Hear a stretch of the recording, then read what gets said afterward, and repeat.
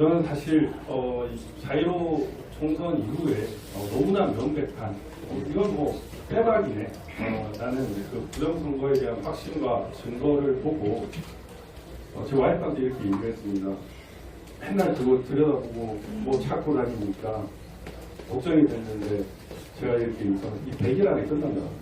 100일이면 재검토 끝나고 이 부정선거 밝혀져서 국민들이 다 알게 될 거니까 너무 오랫동안 갈 거 아니다. 지금까지 선거 무효 소송은 다 100일 안에 다 끝났다. 이렇게 얘기를 하고 들어왔는데 벌써 2년 몇 개월이 지나버렸습니다. 뭐 이것만 봐도 엄청난 일이 있었다는 것을 반증하는 것이죠. 그래서 저는 당연히 부정선거에 대한 인용 판결이 날 거로 판단을 했습니다. 너무나 명백한 증거가 있었기 때문에 그 증거와 증인, 법정 증언이 있었기 때문에 그리고 너무나 명백한 통계가 있었기 때문에 뭐 이거는 피할 수 없다. 그래서 제가 유일하게 걱정되는 것이 우리 문경호 위원님 신변이 걱정됩니다. 그 말만 했었습니다. 그런데 어떻게 이렇게 엉터리 판결을 할 수 있는지 뭐 정말 생각만 해도 노감이 치밀어 오르는데 저는 이 판결이 뭐 엉터리라는 것은 들여다보는 사람은 다 알 수 있으리라고 생각합니다. 그렇지만은 많은 사람들이 사실 판결문을 잘 보지 않습니다. 결론만 봅니다. 저 국회에 있는 사람들 그리고 심지어 판사들 그리고 변호사들조차도 이 판결문을 꼼꼼히 살펴보는 일들은 드뭅니다. 그래서 결론만 기각이래 부정선거 없나 봐 이렇게 될 확률이 있습니다. 저는 우리가 해야 할 일들은 이미 부정선거의 각종 증거와 증인들이 대한민국에 다 있기 때문에 이제 우리가 해야 할 일은 무엇이냐 이거를 최대한 빨리 근데 10년, 100년 가면 안 되잖아요. 빠른 순간 안에 이 부정선거를 국민들에게 알리고 또 부정선거 특별조사위원회나 또 부정선거 특검이 부정선거의 범죄자들을 하나씩 소환하고 국민들한테 이제 공개하고 그렇게 해가지고 이거를 최대한 빨리 부정선거에 대한 처벌과 다시는 없을 재발 방지를 해야 하는 것이 정말 중요하다고 생각합니다. 저는 그 일을 하는 것이 지금 우리 시대의 소명이라고 생각을 하고 그들은 판결 한 번으로 끝났다고 생각하지만 결국 끝나지 않았고 더 무서운 일들이 있다는 것을 우리가 주의시켜야 된다고 생각합니다. 맞습니다. 제가 이제 사법부에 대한 고발장이라고 생각을 했는데요. 사실 뭐 7월 28일 이 법치 도륙 판결은 거의 공문서입니다. 거짓 내용을 기재한 공적 문서, 거의 공문서, 그 거의 공문서 작성 및 동행사라는 것은 너무나 명백합니다. 다만 제가 이 1년의 그 7월 28일 판결이 있기까지의 상황을 쭉 정리를 해보니까 4월 29일 날 있었던 그 안민영 판사가 비례대표 투표지를 증거 보존하지 않은 것 그것도 문제가 있어요. 왜냐?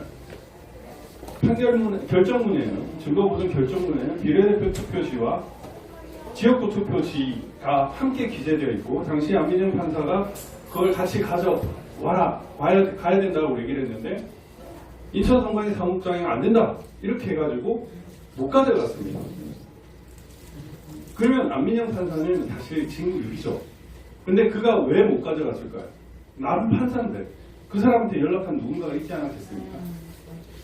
그리고 그 연락한 사람은 대법관일 수도 있고 그 인천의 연수구 선관위 위원장일 수도 있습니다. 부장판사님이 그런 커넥션도 밝혀야 된다고 생각을 하고요. 그리고 그 판결 이후에 비례대표 투표에 대한 증거 보존 결정이 전부 다 없어졌습니다. 지역구 투표지만 인정됐습니다. 그럼 이것은 무엇을 의미하느냐? 전국 법원에 지침이 내려졌다는 거죠. 그 지침을 내린 사람이 누구냐? 당시 법원 행정처장은 조재현이었습니다. 그런 식으로 연결이 될 수가 있겠더라고요. 그래서 저는 뭐 제가 좀 이따 고발장을 읽겠지만 이 고발장은 그냥 포괄적으로 이렇게 기재를 하는 것보다 여러분들께서 하나씩 고발을 해줄 수 있어야 됩니다. 분노하고 싸우는 것은 누구나 할 수 있지만 우리 자유대한의 국민들이 조직하고 연결하는 부분에 대해서는 너무나 약하다는 것을 많이 느꼈습니다. 저도 사실 뭐 이거는 개인기로 그리고 진실과 정의인 이름으로 이거를 이길 수 있다고 생각을 했지만 이번 판결을 보면서 정말 대한민국이 뼛속까지 싸웠구나, 그리고 어마어마한 악마의 카르텔이 있구나라는 것을 느꼈습니다. 이 악마의 카르텔을 깨려면은 그냥 단순하게 하면 안 됩니다. 철저하게 조직을 하고 그 마치 자파의 그 죽었던 그 박모 시장이 했던 그런 것처럼 재단과 언론과 법무법인과 이런 순환적인 여러 구조를 만들어서 정말 자유대안을 살릴 수 있는 조직을 갖춰야 됩니다.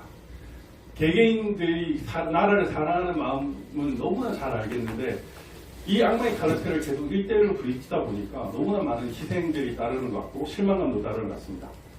그들이 이 명백한 증거와 증언을 무시하고도 이 부끄러운 판결을 내는 데는 그 악마의 카르텔이 작용을 했다고 생각을 합니다.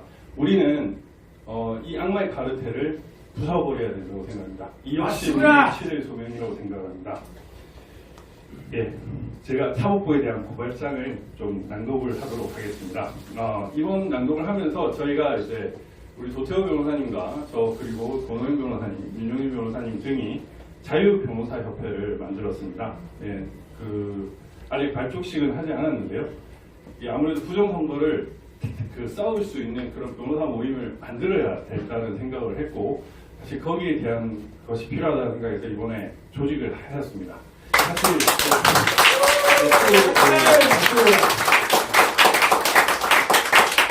사실 발족을 하게 되면 좀 많은 성원을 부탁드리고요.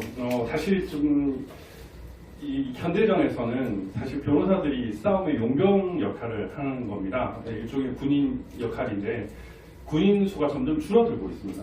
이것도 상당히 문제라고 생각을 합니다. 그런데 이거는 빨리 끝난다고 생각을 했지만 결국에는 이 악마의 카르텔을 부수기 위해서는 장기적이고 또 거대한 조직체를 갖춰야 될 것 같다는 생각이 들어서 향후에는 우리 임경우 의원님이나 황교안 대표님이나 많은 훌륭한 정치인들과 그리고 많은 언론인들, 뭐 미디어 F나 안동데일리 이런 언론, 그리고 시민들, 그리고 변호사들, 이런 다양한 진짜 선한 카르텔을 크게 형성을 해서 싸워야 된다고 생각합니다. 네. 감사합니다.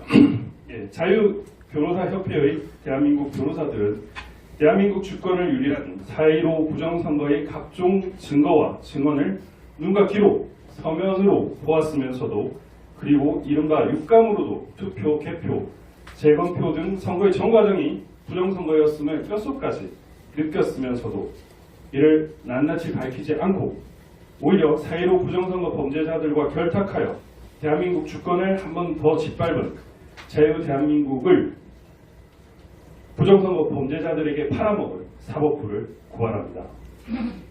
이들의 행위는 법조인으로서의 양심을 팔아먹은 것은 물론 매국노라고 불리우는 역사상 그 어떤 부끄러운 자들의 행동보다 더 수치스러운 짓을 하였습니다.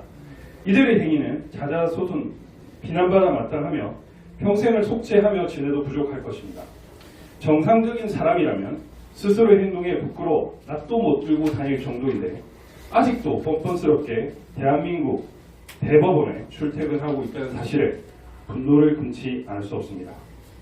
특히 사법부의 최고 수장인 대법관은 선거 무효소송의 결론과 과정에 대한 가장 직접적인 책임을 지고 있는 바, 거짓 내용을 담은 판결문을 작성한 허위 공문서 작성을 비롯한 각종 위법 사항에 대해 법적으로도 처벌받아야 할 것입니다. 이들의 행위는 고소장, 고발장 하나에 포괄적으로 적시하여 처벌받게 하기보다는 그들의 행위를 하나하나 국민들에게 알려 국민들이 그들의 행위를 하나씩 고발하여 경찰서에서 검찰청에서 소환되어 수사를 받고 법적 구속되고 병합 기소되어 처벌받게 해야 할 것입니다. 사실 한 번도 이제 대법관에 대한 소환 조사가 제대로 이루어지지 않았습니다. 뭐 양성태 대법원에 구속된 전례가 있긴 하지만 이번 김명수 대법관의 사법 수사가 시작됐죠. 저는 그것이 기점이라고 생각을 합니다. 김명수에 대한 수사가 됐다는 것은 결국 조대현이나 권순이나 이런 대법관들에 대한 경찰 수사도 가능하다는 것을 의미하거든요. 그러니까 이제 김명수에 대한 사법 수사가 시작되는 시점을 기점으로 해서 전국에 많은 분들께서 고발을 하셔도 될 것 같습니다. 이왕이면 그들이 카르텔에 미치는 경기 수도 서울권보다는 저기 대구 부산권이나 대전권 이런 데서 고소를 하셔도 되거든요. 고발을 하셔도 되거든요. 왜냐하면 명백한 증거가 있기 때문에 그런 부분에 대해서 그쪽 뭐 경찰이나 검찰에 고발을 하시면은 뭔가 하나가 터지면은 이 거짓의 카르텔은 송두리째 다 무너질 것입니다. 그런 노력들을 우리가 해야 될 것 같습니다. 중국에는 대통령 직속기관인 부정선거특별조사위원회 또는 부정선거특별검사가 부정선거 진상규명을 시작부터 현재까지 낱낱이 밝혀 국민들에게 알리고 부정선거 범죄자들을 엄벌에 처해야 할 것입니다. 부정선거 없는 자유대한을 원하는 대한민국 국민들은 부정선거를 저지른 주체가 중앙선거관리위원회 상임위원인 조혜주 등 선거관리위원회 범죄자들과 더불어민주연구원장, 양정철을 비롯한 더불어민주당 범죄자들을 비롯한 국가기관과 정당이 합작한 당군 일의 최악의 범죄임을 2020년 4월 15일 이후 수차례 줄곧 거듭하여 설명한 바 있습니다. 그런데 대법관들은 지금까지 진상규명을 위해 노력했던 것들을 모조리 무시하고 성명불상의 특정인이라고 단정하여 너무나 당연한 주체를 무시한 채 원고는 변론종결에 이르기까지 이른바 부정선거의 주체를 명확하게 밝히지 못하고 성명불상의 특정인이라고만 주장하였다는 허위사실을 기재한 판결문을 작성했습니다. 즉 판결문은 성명불상의 특정인부터 판결문 마지막 특정인 통합선거의 명부와 주민등록 시스템상의 인구수와의 차이에 대한 해석까지 거짓 사실을 기재하고 있습니다.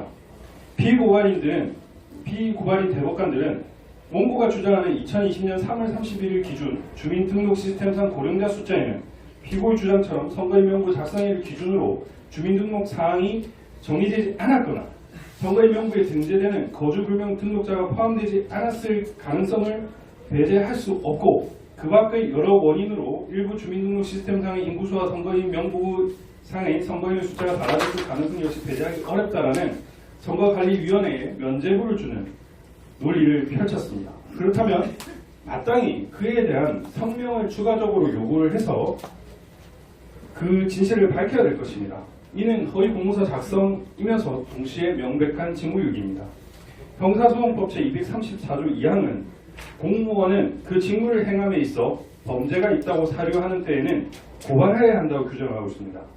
대법원 재판연구관은 공무원으로서 2020수 30 등 수많은 선거 무효소송, 특히 6차례의 제거표에서 화살표 투표지, 배춘입 투표지, 투표관리관 도장이 일장기인 투표지, 스카치 테이핑된 투표지, 본드 목은 투표지, 그리고 대량의 신권 다발 같은 투표지들, 여백이 다른 비규격 투표지, 테이핑된 투표지, 2장 3장 붙은 투표지, 옆구리가 잘린 재란 흔적의 투표지, 선 색깔, 글 색깔이 다른 투표지, 모서리가 우러진 대량의 투표지, 기표관리관 도장의 위치에서 조작의 흔적이 남겨진 투표지들, 기표 도장이 정상적으로 찍히지 않은 투표지 등 투표했거나 개표했다고 결코 볼 수 없는 수많은 가짜표들을 확인하였음에도 불구하고 이에 대한 고발을 하지 않은 바 이 또한 직무유기에 해당합니다.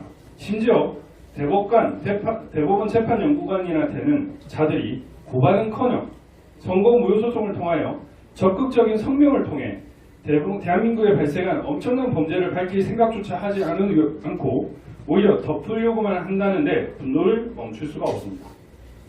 더욱 심각한 것은 2020년 12월 14일 중앙선거관리위원회 현장검증을 위하여 전자개표기가 보관되어 있는 군품 물류센터에서 선관위 직원들이 수일 동안 밤샘 작업을 하는 것이 여러 증인들에 의해 목격이 되었고 우리 종이TV가 밤샘 방송을 있었습니다.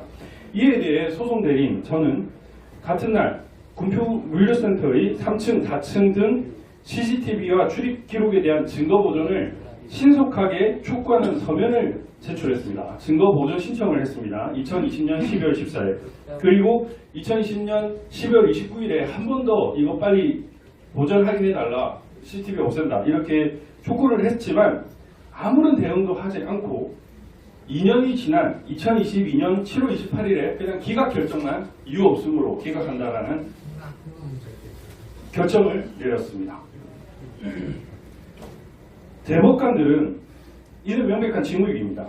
원고가 주장하는 사정만으로는 이 사건 선거의 사전투표 단계에서 이미 위조된 사전투표제가 투입되었거나 그와 같은 가능성이 있음을 합리적으로 추론한다고 볼 수 없고 선거관리사무의 관리 집행에 대한 잘못이 있다고 볼 수도 없다고 판결을 했지만 정작 대법관들은 원고들이 범죄의 증거를 찾으려는 시도조차 못하게끔 구체적인 증거를 찾으려는 것을 방해했습니다. 사실 그 당시에 증거 보존을 해서 CCTV를 우리가 확보할 수 있었다면 그건 또 다른 명백한 빼박 증거가 될 수밖에 없으니까. 대법관들의 이러한 재판 진행 행위는 공무원으로서의 직무유기를 넘어 직권남용, 범인은이 증거인멸 방조에 해당하는 행위라 할 것입니다. 민사적으로 윤경우 의원님이 그 소송을 진행해도 되는 부분입니다. 실제로 2020년 12월 14일 현장 검증에서는 선관위 PPT 발표 외에는 어떤 검증도 하지 못했습니다. 그 변호인 간의 논란도 있었고 그 때문에 김상환 대법관과 그리고 선관위 언쟁만 하다가 6시 되니까 김상환이 나는 이제 퇴근해야 된다 해가지고 가버려가지고 그냥 끝난 그런 현장 검증이었습니다. 아무런 것도 없었습니다.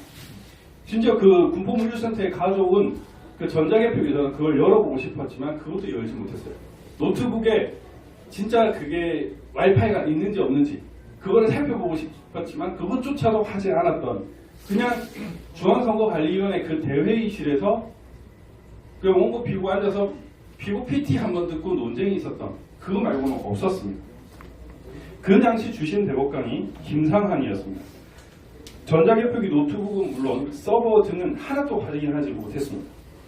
판결을 내린 대법관들은 그 당시 현장 검증에서 아무런 일이 없었음에도 불구하고 2020년 12월 14일 형식적인 현장 검증을 열었음을 이유로 거짓 내용을 담은 면죄부 판결을 근거로 활용했습니다. 그럼에도 불구하고 대법관들은 사전투표 시 통합선거의 명부 조회를 위해서는 사용되는 선거전용 통신망은 선거관리 업무에 사용되는 선거정보 통신망과 망분리가 되어 운영되는 사실이 인정된다. 아무도 인정하지 않은 내용을 판결문에 인정하였습니다. 또한 경주 양산명 제2사전투표소 유권자의 투표 기록이나 QR코드 등이 통합선거인 명부 관리 기록을 보았음에도 불구하고 대법관들은 통합선거인 명부를 관리하는 중앙선거관리위원회는 관할 선거별 또는 선거구별로 최종 발급된 일련 번호만을 유지할 뿐 발급된 일련 번호를 선거별로 관리하고 있지 않은 사실이 인정된다고 단정하는 엉터리 판결문을 작성했습니다. 여러분들이 알고 계시는 그 시흥시 그 보물상에서 발견된 투표지 그거를 국회에 해명하는 과정에서 선관위가 국회에 어떤 자료를 제출했냐면 양산면의 사전투표소에 있었던 투표자의 유권자의 투표 기록을 제출했습니다. 그것도 이제 통합선거 명부의 일부 기록이 지나지 않습니다. 거기 보면은 유권자의 투표 시간 그리고 주소, 투표했는지 안 했는지 여부, 주민등록번호 이런 게 싹 다 있었어요. 그러면은 QR코드 일련 번호가 발급이 언제 됐는지 그걸 확인을 해버리면 누가 누구한테 기표했는지 알 수 있잖아요. 물론 그 서버를 털어버리면 훨씬 더 많은 정보를 알 수 있겠지만 이미 그 세상에 나온 증거만으로도 조합을 해버리면 충분히 알 수가 있습니다. 심지어 제가 그때 요청을 했었어요. 그 2020 수 30의 서면으로 어떤 걸 요청했냐면은 그러면 배추잎 투표지 이것과 관련해서 그 전후로 누가 투표했는지 투표지 기록을 30분 내놔라. 그건 충분히 할 수 있는 거 아닙니까? 안 내놨습니다. 화살표 투표지 누웠는지 내놓으면은 해서 그 사람한테 물어가지고 했냐 물어볼 수 있잖아요. 그러니까 사전투표지는 그만큼 QR코드에 의해서 누가 이 투표지에 투표했는지가 특정이 된다는 얘기입니다. 그런데 이런 엉터리 판결을 했습니다. 139건이 넘는 선거 무효 소송이 제기되었고 대한민국의 부정선거 진상규명 여론이 높으며 수많은 증거와 증언이 속출한 상황에서 선거 무효 소송이 가시는 법적 성격을 아는 대법관들이 이따위 판결문을 작성하였다는 것은 범죄입니다. 피고발인 대법관들 중 대법관 조재현은 양산을 선거 무효 소송 재검표에서는 소송 대리인들로 하여금 위조 투표지 등을 촬영조차 하지 못하게 했습니다. 그리고 투표지의 무게가 정상적인 투표지와 현저히 다름을 확인하였습니다. 그 당시에 이제 현성삼 변호사님과 그때 임관택 참관인이 이 투표지가 좀 무거운 것 같다라고 해서 실제 투표지하고 비교를 해봤는데 210g인가 나왔어요. 통상적으로는 한 150g 정도가 나오는데, 그래서 이거를 이제 조서에 기재를 하고 싶어서 무게를 측정하자고 해놓으니까 조재현 대법관이 안 된다라고 얘기를 했습니다. 이것이 그들이 했던 행동입니다.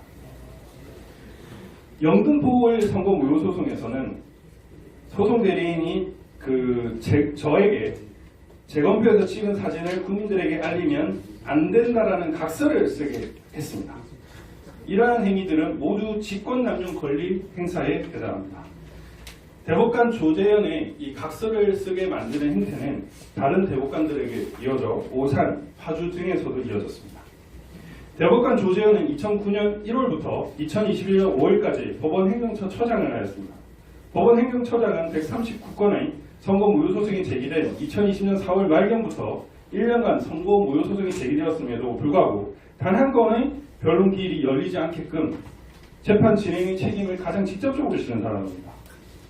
대법관 조재현은 법원 행정처장으로서 공직선거법 제225조 선거에 관한 소청이나 소송은 다른 쟁송에 우선하여 신속히 결정 또는 재판하여야 하며, 소송에 있어서는 수도법원은 소가 제기된 날로부터 120일 이내에 처리하여야 한다는 공직선거법 조항을 완벽하게 무시하였습니다. 명백한 직무유기라고 할 것입니다. 대법관 조재현은 법원 행정처장직을 자파대법관인 김상화에게 이임하고 그 후 핵심 사건인 연수을 등의 재판장, 영등포울 양산을의 주심을 맡아 선거 무효 소송을 진두지휘했습니다. 심지어 그가 주심을 맡았던 영등포울 선거 무효 소송 사건에서는 투표함 등 보관하는 곳의 봉인이 훼손되었습니다. 이것은 무엇을 의미하느냐? 양산을 다음에 영등포울이 있었습니다. 영등포울에서는 이 사진은 못 찍겠는데 그거는 관철을 했고, 또 신기하게도 영등포울에서는 무게를 찍게 했어요. 근데 무게를 측정하게 했는데 그때는 또 맞췄습니다. 근데 신기한 게 무엇이냐? 정작 제일 중요한 봉인, 저기 문짝에 봉인을 해가지고 그 당시에 박영찬 후보가 저 봉인과 관련돼서 사진을 찍은 바가 있습니다. 그 사진에 도장 위치나 이런 것들이 다 바뀌어 있는 거예요. 이건 뭘 의미하는 겁니까? 증거 보존된 다음에 재검표하기 전에 바꿔놨다는 얘기죠. 바꿔놓았으니까 양산을에서는 그렇게까지 이 무게 측정을 반대하더니 이제 이게 또 바꿔놓으니까 해라라고 얘기해요. 신기하더라고요.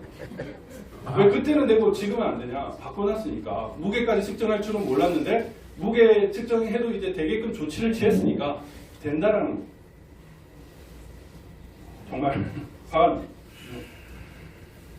그리고 그가 재판장인 인천 연수를 선거 무효 소송 재검표 과정에서 법원 직원이 촬영했던 가짜 투표지 사진들, 연수에 행겼던 그 무수히 많은 사진들을 법원 직원이 촬영을 했는데 그것들을 모두 삭제를 해버렸습니다.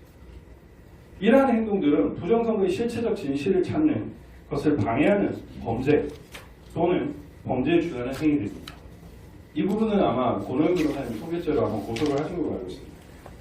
대법관 조재현은 대법관이 되기 전 법무부인 대륙 아주 소속 변호사였고 인천 연수원의 원래 원소송 대리인도 법무부인 대륙 아주였습니다.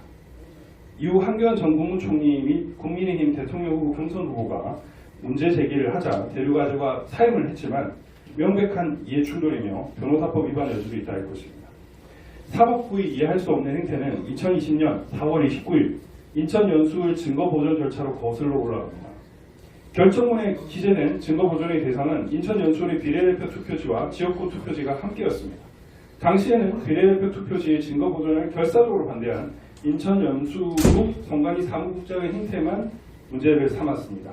곰곰이 생각해보니 결정문 기재된 비례대표 투표지의 증거 보존을 포기한 안민영 집행담당 판사도 문제가 있다 할 것입니다.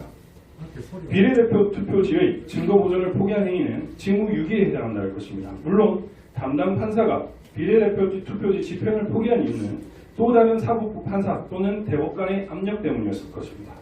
담당 판사가 직무유기도 하도록 한 경위를 밝혀야 하고 그 직무유기를 초래하게 한 압력을 가한 사법부 공무원, 아마도 대법관 또는 인천연수구 선관위원장이 부장판사겠지만 직권남용 권리 행사 방해의 죄책을 져야 할 것입니다. 그리고 연수구 선거관리위원회 증거 보전 이후 다음 재판부터는 일률적으로 비례대표 투표지를 보전 대상에서 제외하였습니다. 마치 통일적인 지침이 나온 것처럼 증거 보전 담당 판사들이 비례대표 투표지를 보전 대상에서 제외하였습니다. 이것이 가능하게 한 곳은 대한민국 대법원 법원행정처장 말고는 없습니다. 당시 법원행정처장은 피고발이 대법관 조재현입니다. 사실 이러한 것도 과거에는 고발을 다 했습니다. 제가 고발을 한 20번 넘게를 했는데 전부 불기소가 났었어요. 근데 이제는 달라질 거라고 생각합니다. 다시 고발을 해야 될 것 같고, 인천연수구 사무국장 같은 경우에도 그 당시 찍지 마세요라는 영상도 있고 그것도 고발했습니다. 그것도 불기소가 났어요. 너무나 명백한 증거들이 있었음에도 불구하고 전부 불기소를 했습니다. 저는 이 선관위의 이런 참 그건 대단하다는 생각도 드는데, 이제 그들이 방어막이 조금씩 없어지고 있습니다. 이제 다시 고발을 시작해야 되고 이에 대한 압박을 해야 될 것 같습니다.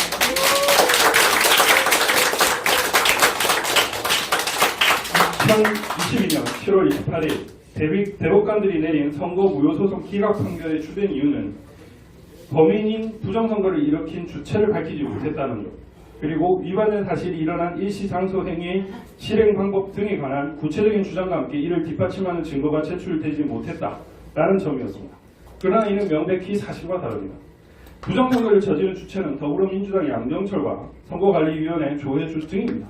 4.15 부정선거는 중앙선거관리위원회와 지역구 선거관리위원회 등 국가기관과 더불어민주당이 공모하고 공동 실행한 범죄 행위로서 2020년 4월 15일과 16일, 그리고 2020년 4월 10일과 11일, 그리고 그 이전 각종 선거관리 물품의 입찰과 프로그램을 준비하는 시간에 프로그램 세팅, 물품 준비 등을 한 것입니다.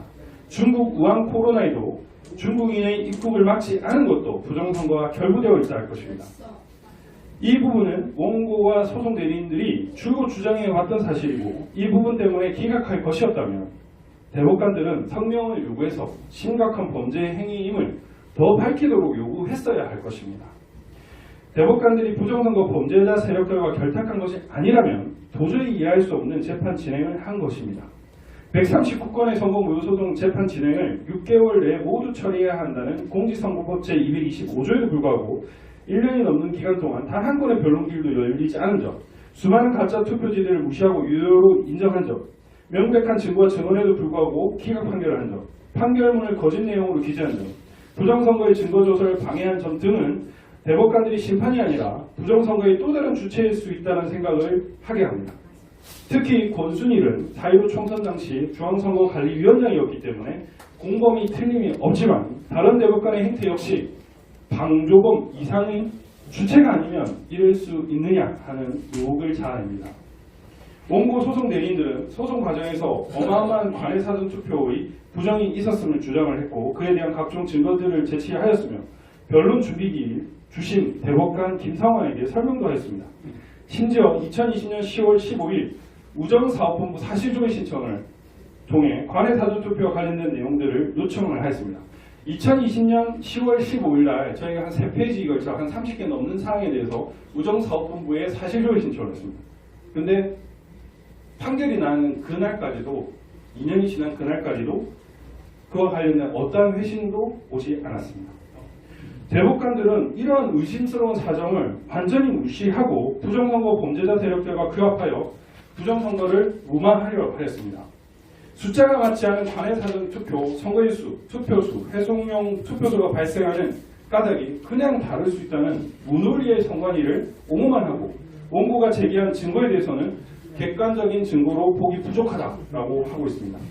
그러나 하나의 쟁점에 대해서 그럴 수도 있다라고 할 수는 있지만 수십 개의 연속된 쟁점에 대해서는 모두 그럴 수 있다라고 얘기할 수 없습니다.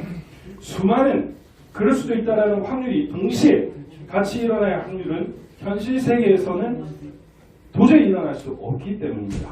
사전투표에서 더불어민주당 미래통합당의 비율이 수도권에 일률적으로 63대 36으로 득표가 되었다는 것 역시 마찬가지입니다. 선거 무효 소송을 진행하는 법관이라면, 아니 통상적인 일반인이라도 이러한 사정이 있다면 마땅히 의심하고 이를 살펴야 할 것인데, 대법관이 이를 간과했다면 의도적인 부정선거 은폐라고 볼 수밖에 없습니다.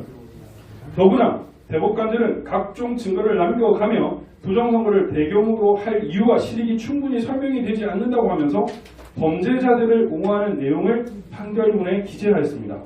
부정선거의 공범이 아니라면 어떻게 이따위 내용을 판결문에 실을 수 있을까라는 분노가 가득 삼킨 의문을 갖지 않을 수 없습니다. 물론 정말 선회해서 저는 이 판결문을 이렇게 썼던 이유가 정말 이제 수사를 시작해도 된다, 이 판결문을 근거로, 그런 게 아닌가라는 생각도 들긴 하지만, 그렇지만 이 법조인으로서의 양심을 저버린 정말 엉터리 판결문이라고 할 것입니다. 대한민국을 송두리째 흔든 심각한 부정선거가 있었고, 이에 대해 대한민국 국민들이 인지하고 살펴보고 선거 무효 소송을 제기했던 것입니다. 그로 인하여 그냥 넘어갈 뻔했던 대한민국 주권 말살 사건, 부정선거 사건을 재판으로 다툴 수 있었던 것이며, 각종 증거들이 국민들 앞에 하나하나 드러난 것임에도 오히려 대법관들은 범죄자들의 입장에서 그들의 잘못을 고의적으로 덮으려는 일들을 했습니다. 엄청난 수의 왜곡된 배송 정보에 대해서는 우체국에서 입력하는 것으로서 선거관리위원회의 선거사무의 관리 집행 영역에 속하지 않는다라고 판결을 하며, 우편투표가 선거관리 사각지대임을 인정해버리는 판결도 서슴지 않게 내렸습니다. 1973회 중 1000회가 넘는 일장기 투표지에 대해서는 투표록과 개표록에도 없고, 투표관이 이를 본 적도 들은 적도 없고, 투표사무원이 이런 투표지를 보지도 못했다고 법정에서 증언했음에도 불구하고, 해당 투표용지를 발급 교부한 투표사무원이나 이를 교부받은 선거인이 특별히 투표용지에 대하여 이의를 제기하지 않았다면 이 투표지의 존재를 사전 투표관리관이 알지 못할 수도 있고라는 기적의 무논리와 범죄자 감사기 논리로 가짜 투표지를 정규 투표지로 인정해버렸습니다. 대법관들이 이런 기적의 범죄적 무논리는 스스로가 부정선거의 공범임을 드러내는 논리가 할 것입니다. 2020년 4월 10일과 11일, 2020년 4월 15일과 16일, 2020년 4월 29일 증거 보존된 날입니다. 2021년 6월 28일과 29일 재검표가 있었던 날입니다. 2020년 2년 7월 28일 판결 선고인 날입니다. 대한민국 주권을 유린한 부정선거 범죄자들이 남긴 증거를 세상에 드러낸 날들입니다. 사전투표에서, 당일투표에서, 개표장에서, 증거보존 절차에서, 재검표장에서, 그리고 대법원 대법정에서 각종 부정선거의 증거들이 드러났습니다.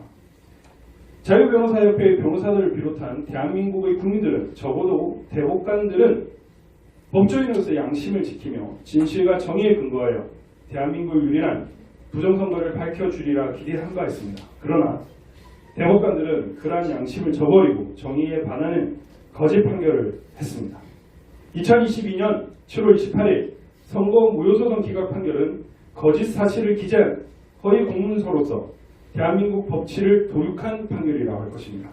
허위 공문서를 작성하고 이를 판결로서 행사한 대법관들은 대한민국 법조인으로서의 자질이 없으며, 허위 공문서 작성 및 동행사하는 과정에서 저지른 직권남용, 직무유기, 범인 은닉 및 증거 인멸 등의 행위에 대해 수사를 받고 기소가 되어 그 죄값을 달게 받아야 할 것입니다. 그들은 판결 한 번으로 눈 한 번 감으면 이 엄청난 범죄가 감춰질 수 있다고 착각할 수도 있겠지만 결코 그렇지 않다는 것을 대한민국 국민들은 보여줘야 합니다. 맞습니다. 정의와 진실의 이름으로, 대법관이라는 직함으로 정의를 더럽힌 그들을 대한민국 국민들의 이름으로 심판해야 합니다. 네.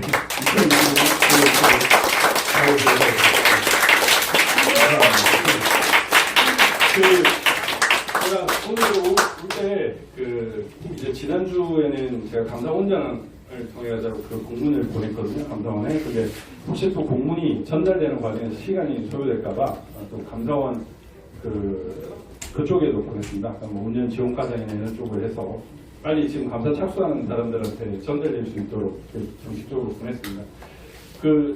저는 저희 영업 비밀이기도 한데요. 어쨌든 이제는 정말 중요한 부분이니까 민간인들도 그 공문을 보낼 수가 있습니다. 문서 24라는 프로그램을 이용을 하면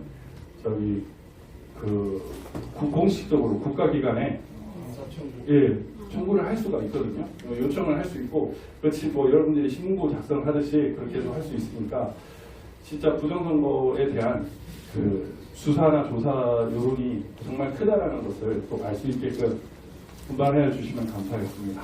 오랜 시간 감사드립니다. 감사합니다.